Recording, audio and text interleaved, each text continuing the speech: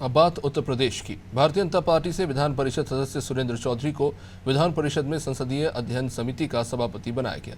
इस मौके पर सुरेंद्र चौधरी ने मुख्यमंत्री योगी आदित्यनाथ, डिप्टी सीएम केशव प्रसाद मौर्य, विधान परिषद के सभापति का धन्यवाद किया। सुरेंद्र चौधरी ने अनादि टीवी से खास बातचीत की। उत्तर प्रदेश विधान परिषद के विभिन्न पदों पर आज मनोनीत किए गए हैं विधान परिषद के तमाम उस सदस्य जिनको महत्वपूर्ण जिम्मेदारी मिली है। उन्हीं में से एक प्रयागराज के युवा विधान परिषद सदस्य हैं सुरेंद्र चौधरी, जिन्हें संसदीय अध्ययन समिति का सभापति बनाया गया है। बड़ी जिम्मेदारी दी गई है क्योंकि दलित वर्ग से आते हैं। प्रयागराज में सभी वर्ग के युवाओं पर एक मजबूत पकड़ है और जिस तरह से लोकसभा चुनाव में परिणाम विपरीत आए हैं, उसके बाद प्रयागराज में एक बड़ा पद दिया गया है प्रयागराज के स्थानीय चेहरे को। बातचीत करेंगे और जानेंगे कि आखिर क्या कुछ रहा। बड़ी जिम्मेदारी दी गई आपको और विधानसभा का सत्र भी है, विधान परिषद भी चलेगा, कितनी बड़ी जिम्मेदारी है और क्या कहेंगे? निश्चित तौर पर सबसे पहले मैं आपको यह बता दूं कि आदरणीय आदित्य योगीनाथ जी, आदरणीय हमारे हिंदू हृदय सम्राट डिप्टी सीएम केशव प्रसाद मौर्य जी, सभापति जी हमारे मानवेंद्र जी, यह कई समितियों में रहा हूँ।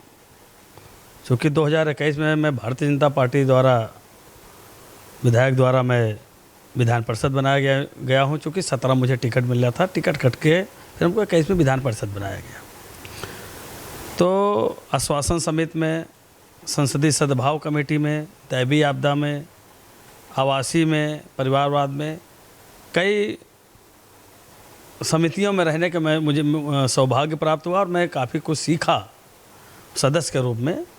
आज मैं शीर्ष नेतृत्व को, अपने भारतीय जनता पार्टी के पूरे परिवार को, एक अनुसूचित वर्ग धोबी समाज का बेटा होने के नाते से भी यह कहूँगा कि हम पे विश्वास करके विधान परिषद का मुझे संसदीय अध्ययन समिति का सभापति नामित किया है। निश्चित तौर पर पूरा समाज में बहुत खुशी का माहौल है, क्योंकि सुबह से भी हमारे धोबी समाज के पूरे प्रदेश से काफ़ी लोग बधाई दे के आए हैं, हम लोग मिले भी हैं।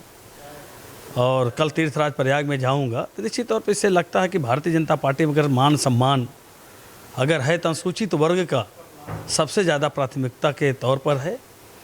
और यह अनुसूचित वर्ग निश्चित तौर पर एक यह रिजल्ट देने वाली जातियाँ हैं कि भारतीय जनता पार्टी में सबके साथ सबके विकास यह करके चला जाता है, कभी किसी को अनदेखा नहीं किया जाता है। और भी जिम्मेदारियां जो संगठन और सरकार देगी निश्चित तौर पर बाखूबी हम लोग निभाएंगे। और हम लोगों का अभी उपचुनाव भी होने जा रहा है।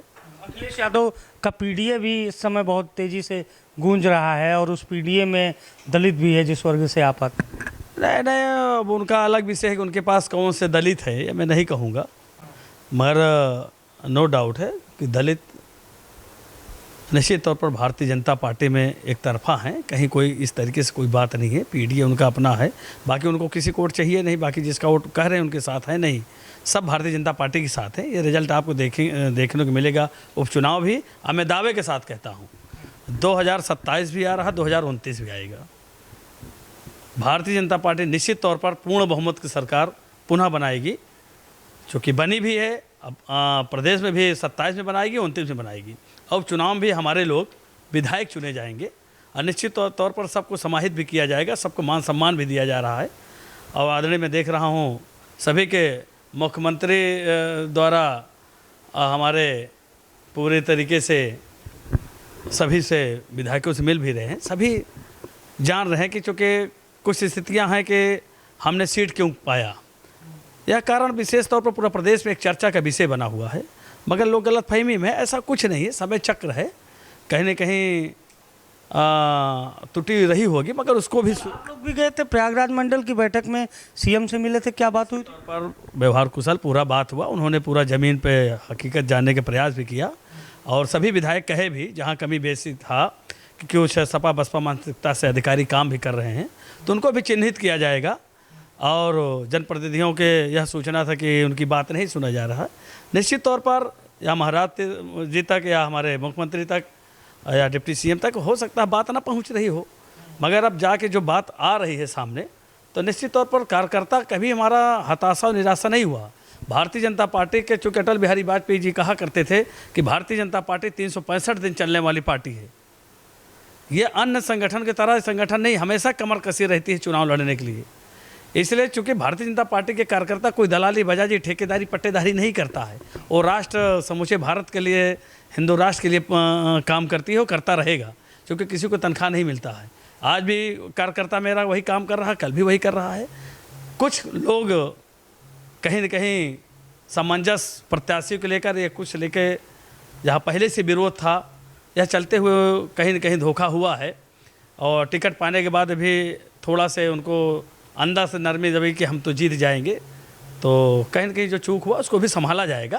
केशव जी ने कहा है आज अखिलेश यादव को कि जैसे 17 में हराया था वैसे 27 में भी हराए। तौर पर उन्होंने जब प्रदेश अध्यक्ष बने थे तो पूरी तरीके से 2014 से लेकर 17 में निश्चित तौर पर भारतीय जनता पार्टी के कमल खिलाने वाले हिंदू हृदय सम्राट डिप्टी सीएम केशव प्रसाद मौर्य जी हैं। निश्चित तौर पर उन्होंने पूरे प्रदेश में दौरा किया था। हम लोग बखूबी जानते हैं, हर जगह युवाओं में जान फूंकने का काम किए और वो भी करते रहे हमेशा। आज उनके साथ संगठन, कार्यकर्ता सभी हमारे नेता के साथ हैं।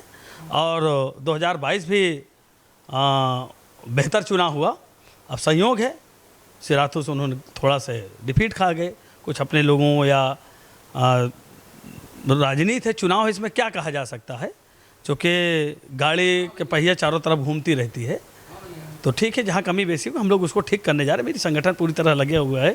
आदरणीय हमारे शिल्पाहार जो तरीके से आदरणीय अमित शाह जी हमारे गृह मंत्री हैं, जो धारा 370 हटाए हैं। निश्चित तौर पर आदरणीय बंसल जी हैं, हमारे शिव प्रसाद जी हैं, शिव कुमार जी हैं, था सभी लोग, भूपेन्द्र जी हमारे हैं, आदरणीय धर्मपाल जी हैं, सभी लोग लगे हुए हैं। निश्चित तौर पर बहुत बेहतर होगा और भारतीय जनता पार्टी के कोई कमज़ोर ना समझे और यह कोई गलतफहमी ना पाले कि कोई कहीं किसी में मतभेद है।